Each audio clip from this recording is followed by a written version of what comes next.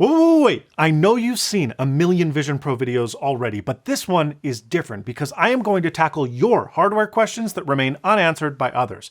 And I'm going to do so as a decade-long VR enthusiast that's tried just about every headset on the market. Let's start with the best of the headset's hardware, more specifically, the Micro OLEDs found inside. At 3,386 pixels squared, the Apple Vision Pro's displays are more pixel dense than a 4K TV per eye, and they are indeed a marvel given that they're the size of a postage stamp.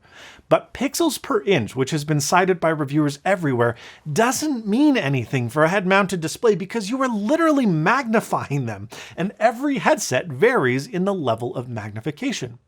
Human eyes, they use cones and rods to see a field of view measured in degrees. Pixels per degree, the metric used in VR, is a better representation of display resolution because it divides the total pixel count by the field of view size within the headset, giving you a pixel density per degree of vision. The Apple Vision Pro is one of the highest density headsets on the market with a PPD of 34. That's really high. However, it's still a lot lower than an iPhone would be at a foot away, or a 65-inch 4K TV would be at 7 feet away, both of which measure over 90 pixels per degree of vision. So 90 over 34, the end result is displays that, yes, look really nice most of the time, but only most of the time.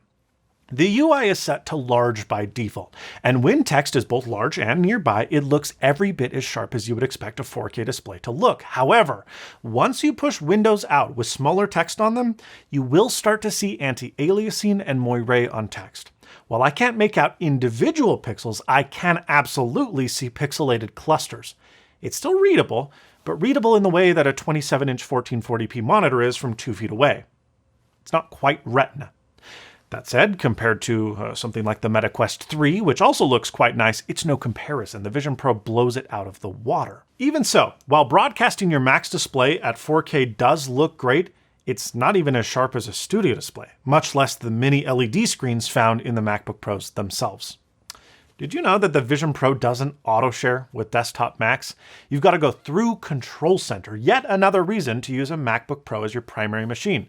And today's sponsor, the iVANKY FusionDock Max 1, is the most insane laptop dock, enabling a desktop-class workflow in a laptop form factor. This thing is the first dock on the market with dual Thunderbolt 4 chips, enabling quad display support. That's 3 6K displays and 1 4K display at 60 Hz through a single dock. So you plug 2 cables into your laptop, which supply 96 watts of upstream power. You can run your displays, and then you can utilize 20 I/O ports. 20! From 40 gig USB 4 with power delivery to full speed USB A, SD, micro SD, headphone out, microphone in, line out for speakers, optical audio, and 2.5 gigabits per second Ethernet. And this isn't like most docks where maybe 1 or 2 of the USB-C ports are full speed and the rest are derated and it's poorly labeled, and so you actually just end up using your laptop's spare Thunderbolt port anyway because you're not sure. No. This thing is legit. 2 cables into your laptop and you will never unplug it again, except for when you hop on a plane and connect it to your Vision Pro. The FusionDock Max 1 has a gorgeous floating design that not only cools, but helps with thermals. This thing is for pros, and it's priced accordingly. If you've looked at laptop docks in the past, you know that they get expensive fast, but you also know that there's not a single offering on the market that beats this thing. So it ain't cheap, but for a limited time using my link right now, it's $150 off. We've replaced our previous laptop dock with it, a bestseller with the same price but specs that are half as nice. So get your iVANKY FusionDock Max 1 today using the links below. Long story short, after a couple of hours staring at a script in Vision Pro, I do find myself yearning for more pixels, but most of the time, it doesn't really bother me, especially when playing games or consuming content. 3D movies, in particular, are incredible because there are no weird tricks required to simulate 3D. You truly have 2 separate video feeds, one for each eye. Additionally, where most 3D movies at the theater, for example, are super hard to see because you've got to put on glasses that cut a ton of light from an already dim projector, the Vision Pro is anything but. I don't have a way to measure luminance at the eye, but we do know that the displays themselves are capable of putting out nearly 5,000 nits of brightness, which means that after the optics, I bet it's around 1,000 nits. Inside a dark headset, it's really friggin' bright. I watched Pixar's Elemental in 3D, and not only was it a cute movie that was the best 3D experience I've ever had, but it was perhaps one of the best movie watching experiences I've ever had. Period. Ever. But beware. Move on to a moody live action like Logan, and you might be in for a rough time. Scenes with a lot of high contrast or white text on a black screen, and it will become glare city. It feels like someone is shining a flashlight into your eye through a smudged window, and it's so distracting that it's almost a deal breaker. This, unfortunately, is just a side effect of Pancake lenses. It's physics, where Fresnel's, which were used on a lot of older VR headsets, had God rays as a problem. Pancakes, they have glare. Now, this can be mitigated by watching a movie in a daytime environment so that your eyes don't get adjusted to the darkness and then blasted with light. But that does come at the expense of immersion. Watching Logan in the day is not as nice as watching Logan in the night. I got a lot of questions about field of view. If you don't understand field of view, look forward, take your hand, and do this. See how you've got it in your periphery? Okay, now go like this, take your other hand, and try that same motion. Yeah, you can't see crap, and it's because you have a lower field of view. It's the goggles effect. Frankly, the Vision Pro's field of view is pretty bad. Worse than just about every modern VR headset, including the $500 Meta Quest 3. However, while there's still edge distortion and chromatic aberration in the Vision Pro, Apple can't beat physics, it is way less noticeable than on other headsets I've tried. So more of the FOV is usable, even though the FOV itself is smaller. While of course I would like it to be larger, and I expect Apple to improve this for a second generation, it's pretty far down my priority list, and I think the things that they have prioritized have been good. Except for one thing that's at the very tippy top, and that's improving Passthrough. Okay, Passthrough has been hailed by many as true to life, nearly as good as the real world, like you'd never know you were looking through cameras instead of glass. These people are, and I mean no offense, potentially legally blind. Passthrough is fine. You can see what you're doing, but it's absolutely like looking through a camera feed of a smartphone that's a few years old. I mean, just compare it to my iPhone 15 Pro. Now, before I crap all over it, I don't think that Apple has cheaped out here, and I must acknowledge the things that it does that are truly impressive. Stuff that an iPhone camera simply cannot do.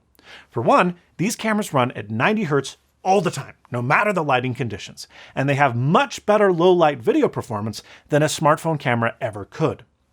These sensors are special, and they are specific to this type of application. There is an impressive amount of distortion correction in software, something that the Quest, for example, really struggles with. It doesn't look like you're viewing the world through an ultra-wide smartphone camera. Objects don't wig out when you bring them close. Your perspective looks like real life, just with a smaller field of view. And this entire pipeline, from camera lens to sensor, to processing, to distortion correction, to display, to lens, to eye, happens in 12 milliseconds. There is virtually no latency at all. It is incredible, and it will help a lot of people that have been made sick by traditional VR feel completely comfortable. Having said that, it kind of looks like butt. There is very little dynamic range, with highlights being blown or shadows being crushed and colors muted without realistic saturation. Frankly, it looks like ungraded log footage. White balance is almost always wrong, shifting too warm, and no matter the lighting condition, there is tons of noise, even outside in the sunlight. To combat that noise and to stabilize micro adjustments that come from your head moving on your face when you make any facial expression or speak, there is severe motion blur that translates when you move your head, creating visual artifacting. And I'm not going to get into it, nerds know what's up, but no varifocal lenses or displays, while not unusual for a consumer VR headset, means that it's really quite painful to focus on objects in the real world for any amount of time that are short of natural infinity focus, so like 15 feet or less. I tried to cook at night in my very bright kitchen with this thing on.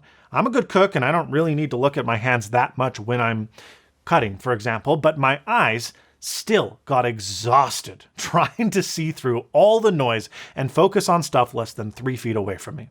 I had to take it off after 20 minutes, and that's coming from someone who's a VR veteran that doesn't get eye strain easily.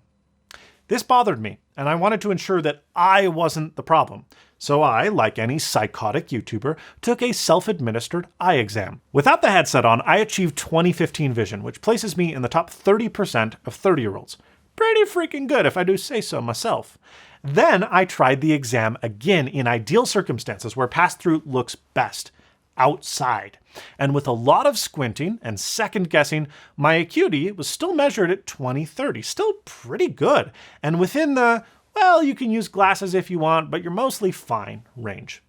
Then I tried it inside. Even with the best lighting I could achieve from my overhead lights and sun from my windows, I couldn't even get 20/50, which would prevent me from driving a car in all of Europe, in India, Canada, Mexico, Japan, and only half of the United States. Boy, we really need more stringent driving tests. In a dark room, that acuity pushed to beyond 20/70, preventing me from driving in every state but Maine, North Dakota, Wyoming, and Oklahoma. In fairness, only 184 people total live in all of those states, so what's the risk, eh? When all the stars are aligned by having a lot of highly saturated color around you, tons of natural light, but not too much dynamic range by way of shadows, one might be fooled, if only less for a second, that it was a pair of see-through goggles. But these instances are like a needle in a haystack, and in real-world scenarios, you will find yourself likely turning the knob to enable an environment because the real world through this headset is drab, depressing, and compromised. And I think Apple knows this. Despite hyping AR for years on the iPhone, they are not doing that with the Vision Pro. It's all about mixed reality and spatial computing. And I must say that when you're focused on generated content in a paned window and the pass-through is in your periphery, it's great. And it even serves its purpose as a short-term substitute for real vision just fine. But AR content where the real world becomes the focus results in the illusion rapidly falling apart, and the experience comes away feeling highly compromised. I still believe that dynamic AR content is the goal of visionOS eventually, but it's years away and several headset revisions down the line. Okay, sick of screens yet? Yeah, me too. So let's talk about batteries. Riveting. Seriously though, I got so many questions about the battery, more than maybe anything. Okay, so you've already heard the news. You can pop out the cable that's normally fixed in place with a SIM ejector tool and reveal Lightning Max. Use the same trick on the headband, coincidentally, and you reveal Lightning Ultra. Okay, why the heck are they using a proprietary connector and not USB-C? I'm actually going to throw Apple a bone here and explain why their choice kind of makes sense. Hear me out. So there were a ton of articles in circulation about how the Vision Pro only has a 3,166 milliamp hour battery and how that's less than a smartphone. But here's the thing. Milliamp hours alone do not indicate battery capacity. They denote volume given a known pressure or voltage. So 3,000 milliamp hours can provide 3,000 milliamps or 3 amps at an unknown voltage for 1 hour. See where I'm going with this? Without knowing the voltage, the milliamp hour rating is meaningless. Now, most smartphone batteries have just a single cell at or slightly above lithium ion's nominal voltage of 3.6 volts. So you kind of can usually compare smartphone batteries directly by milliamp hour, but for everything else, you can't. Watt hours are a much more dependable measure of capacity because they state how much of a load can be applied over time. So let's use our smartphone battery as an example. Voltage times amperage equals wattage. That's the formula. So 3,000 milliamp hours, which is 3 amp hours at 3.6 volts, gives us 10.8 watt hours. This means that we can power a constant 10.8 watt load for 1 hour before the battery dies. If we drew half that, a constant 4.5 watt load, 5.4 watt load, math, we would get 2 hours of power. Make sense? So talk about battery capacity in watt hours, not amp hours. With the Vision Pro, the battery states that it's a 35.9 watt hour capacity. This is just basic algebra, baby. We plug in our 3166 milliamp hour battery, we do the maths, and boom, 11.3 volts. We round up, and 12 volts is what the battery pack should be supplying to the Vision Pro. But here's the problem. Batteries are liars sometimes. iFixit discovered upon opening the Vision Pro's battery that there are actually 3 15.36 watt-hour cells inside, which, hold on, suggests a capacity of 46 watt-hours, or subsequently 14.5 volts of supplied power if that 3166 milliamp hour rating is accurate. So what the frick, man? Well, here's the thing. Batteries are not perfectly efficient. There's heat, there's degradation, there's standby loss, and a lot more that needs to be accounted for. But this number's like way off. We're talking like almost 20% capacity. I mean, 46 compared to 35.9? So what's going on? Well, when we charge up the Vision Pro's battery, despite it only including a 30-watt charger in the box, it can actually draw up to 60 watts from the wall throughout the entire charge curve until seconds before it's done charging. Batteries don't do this. So to me, it means that the battery in here is only being charged to about 80%. That's why the rated watt hours are much lower than the actual watt hours. They're undercharging the cells, which can extend longevity, especially since this battery pack is consistently being drained and filled and filled and drained every single time you want to use this headset plugged into the wall. And at 2 hours of battery at, kind of best case scenario, yeah, this thing's gonna go through hell.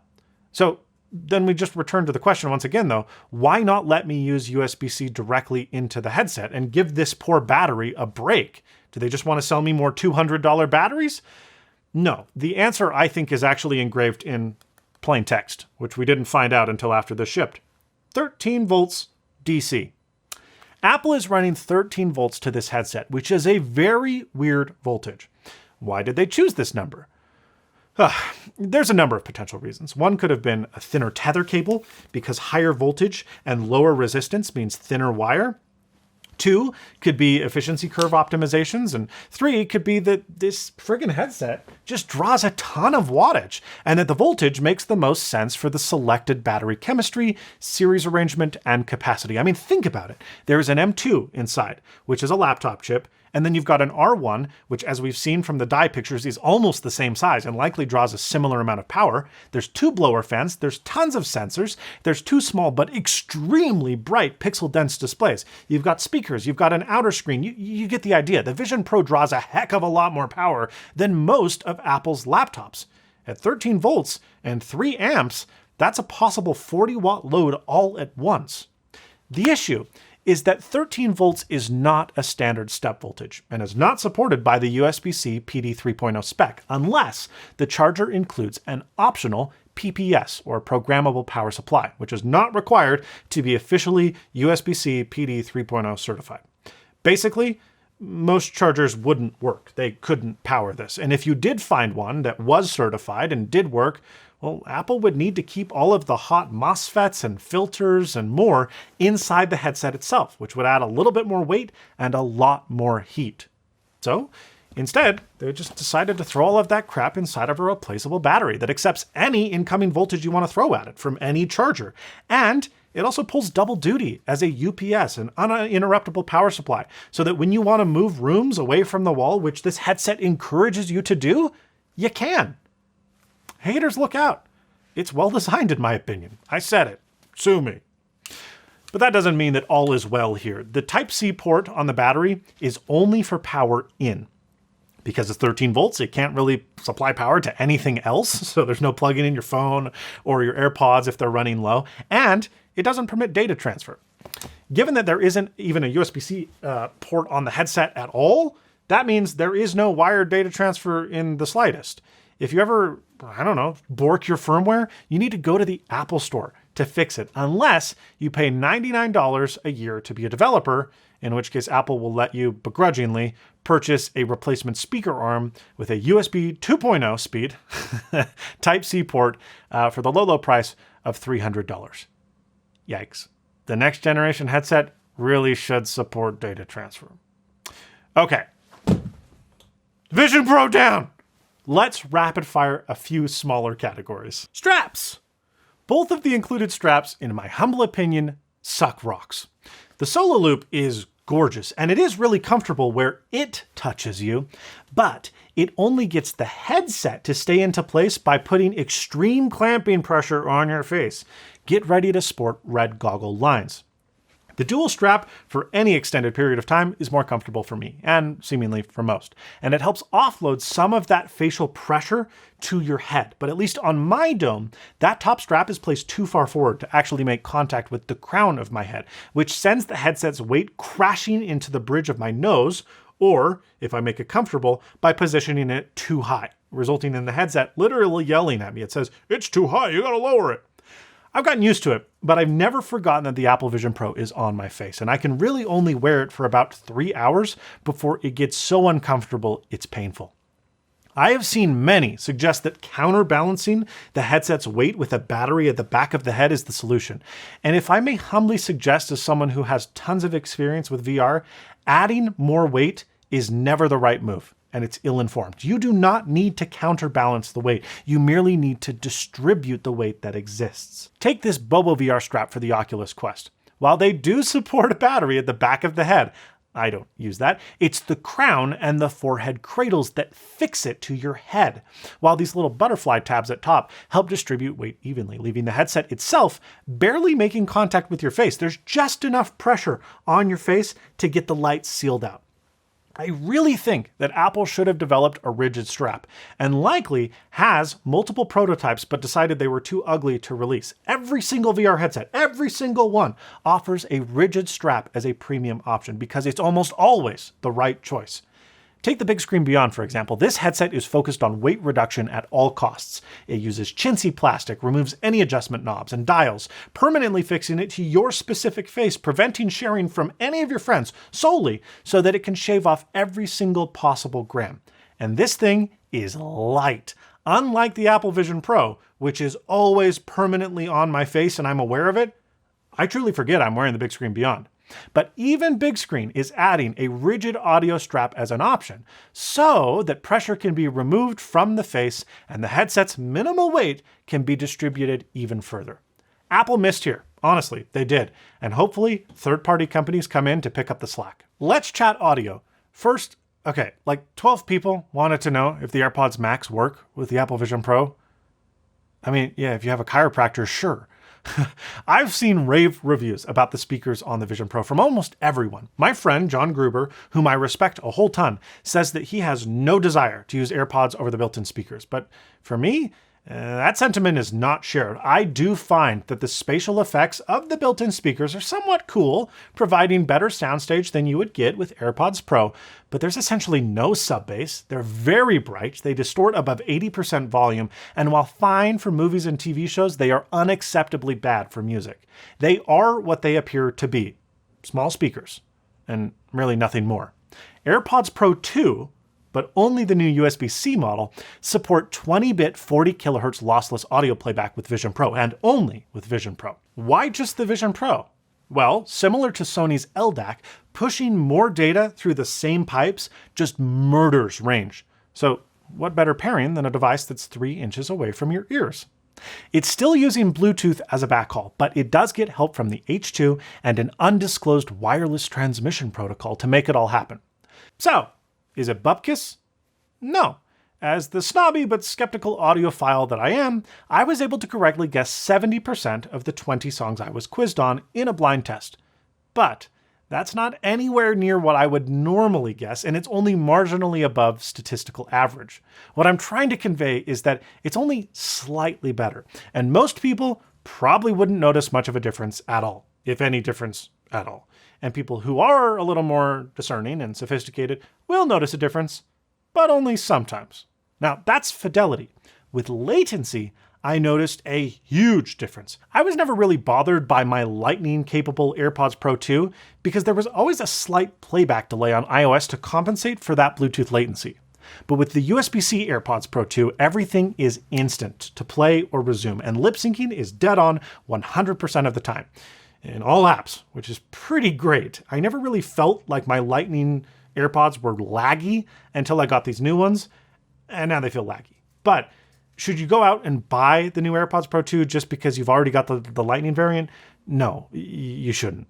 But it is nice. Why not close out the hardware of the Vision Pro with its most controversial feature, the EyeSight display? When you look at someone inside the headset, eyes appear on the headset's face from the outside. Basically, if you can see people on the outside, they can see you on the inside, theoretically. The display is lenticular. That's a fancy way of saying it's like those cheapo, bumpy plastic hologram things you got at the arcade.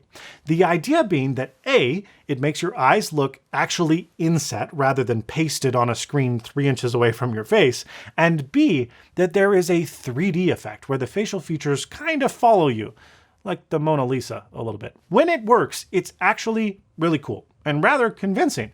The thing is, it really only works well for people that are really light-skinned with really colorful eyes in a really well-lit room. Basically, it was made for me. People with darker skin tones or brown eyes will find that most of the time, it's just too dim to really be noticeable. And even for me, it's only noticeable when I'm in a bright room, but a room without reflections. When I start to dim the lights, the effect basically disappears. It's cool that it matches the ambient lighting. It would be weird to have super bright eyes in a dark room. But on the other hand, it's almost like they're afraid of showing people how bad it really looks. And so by consequence, they barely make it visible at all. Which at that point, like, why even do it? Here's the thing. My opinion about this has changed. And it's changed about Apple getting rid of it. I, like many others, stated that this thing would be the first thing to go on the next-gen cheaper headset, that it adds too much weight, too much complexity, cost, and power draw to be worth keeping. However, what I've learned over the last several days is that the Vision Pro is the least isolating VR headset I've ever tried. Not because I can see the world, other headsets can do that just fine, but because the world can see me. And even though it's uncanny and frankly, kind of creepy, holding a conversation, if even for a few moments with someone whose eyes and facial expressions you can see, feels more real. You feel less ignored. You feel less isolated. And I think it may just stick around in the headset until it's in a form factor that's small enough that we don't need to have pretend eyes. They can just be our real ones. But that's my opinion right now. It's subject to change. And those are the answers to your questions about the Vision Pro hardware. Stay tuned for our upcoming video tackling all of the software oddities concerning Vision Pro. If you thought this video was a doozy, buckle up and get subscribed. Thank you so much for watching, and as always, stay snazzy.